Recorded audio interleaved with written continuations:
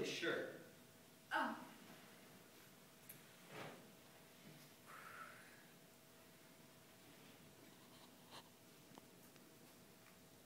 So you really don't know how long you'll be? Does it really make a difference? No, I suppose not. Not if you're preoccupied Preoccupied? with your thoughts. Yeah. I guess I am. You have your thoughts and you need someone to think them. Someplace private. I understand. You do? Well, of course. I value my privacy too. A person needs to be alone with God. So go ahead. I won't bother you anymore. Okay.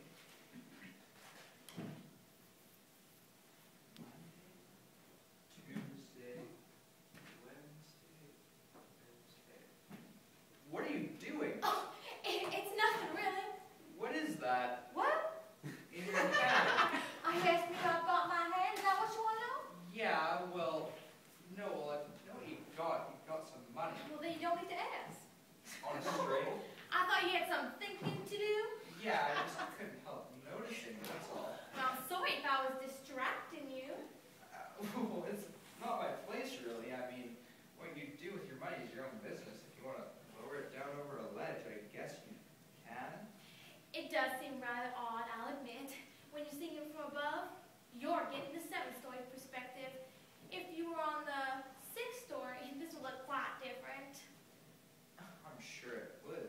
Please, don't let me interrupt. You were in the middle of prayer? No, I wasn't. In fact, I'm not even sure if I believe in God. Sometimes in a person's life, they're not really sure. They lose their faith. They become pragmatic about things. They need hard evidence of God's existence. But the evidence of God is everywhere. Where? Well, since you asked about the money, I'll tell you. There's a man here just below us on the 6th floor. Last night he turned to God for help. He's in a great deal of trouble, you see, and he drinks quite heavily. 3 years ago, his wife left him. Then he lost his job. He was a copper wholesaler, or codfish processor. I'm not really sure. He slurs his words quite a bit. Last year, his son was killed on a motorbike. Or murdered with a knife. And 6 months ago, a close friend of his was killed in a freak accident involving either a straight piece of glass, the spraying of some gas, or suspension bridge flaps. And now they're evicting him. He's asked for money, and God is answering. Could the evidence be clearer? It's not really clear to me. Well, unfortunately, you're on the wrong floor. I can't help people up here on the 7th story, but the people on the 5th and 6th are well looked after. You're answering all their prayers. Not all. I try to spread things around a little. A toaster here, an electrocutor there. And besides, they can't have everything they ask for. I've only got so much. And miracles don't just happen, you know. They require a great deal of prayer. Even little miracles. But you can't expect them to believe this is God's work. They might as well believe in Santa Claus. And what's the procedure if they don't believe you? Or overdue electric bills or eviction notices?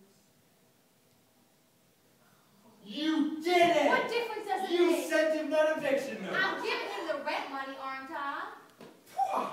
He was lost, and now he's found! Lost? The poor man lost his wife, his job, his son, his best friend.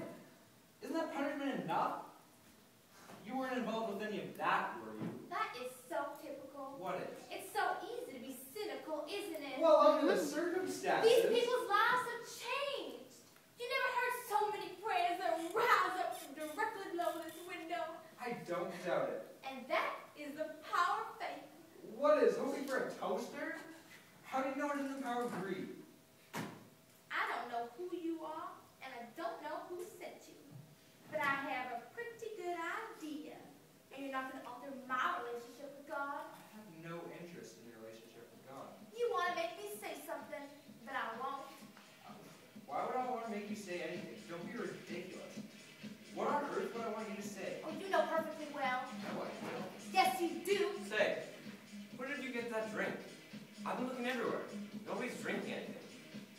new trend or what? First nobody was smoking, so I think of smoking. I didn't really like smoking, you know, but everybody was smoking, so I started smoking. Then I got hooked. Everyone was quitting, so I had to quit. Now it's like nobody's drinking anymore. Everybody's walking. Everyone used to run. I'm glad that's over. Yeah, everybody's walking.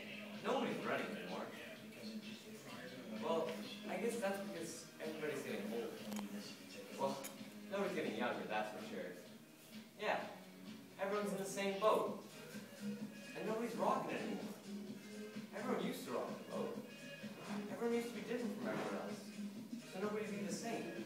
But that didn't work, because everybody was the same. Because everybody was different. Now everybody's just all the same. Hey, who are you? You're drinking. I like you. You got your pride all wrong, mister. You don't need a drink. You need God. God? Nobody's into God. Okay, some people were into God. That was before anybody was into sex.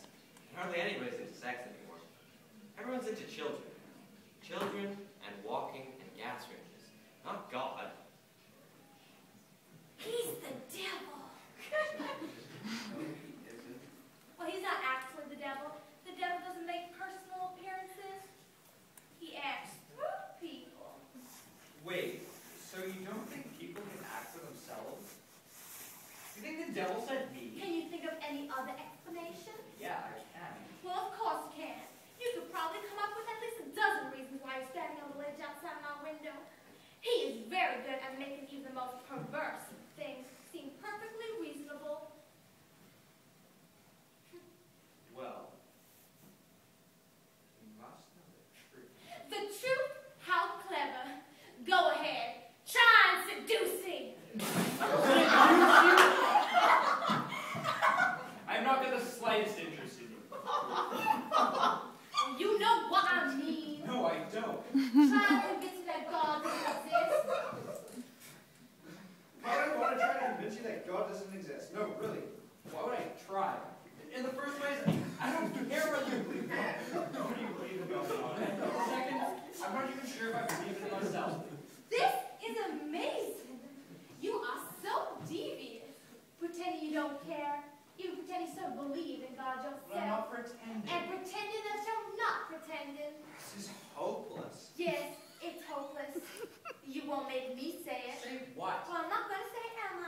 Well, how am I going to know what you're going to say if you're not going to say it? I have to admit, you're very shrewd. You think that if you act stupid enough, that somehow I'll confess to you my doubts.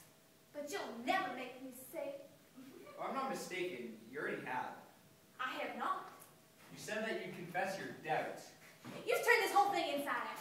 Well, I won't argue the point. I really don't care. I was really concerned about the effects of your faith on other people, especially poor, desperate people. What do you know about desperate people? When have you ever been desperate? Ask me about desperation, I'll tell you all about it. God has tested my faith in many horrible ways. He has bruised me and crippled me and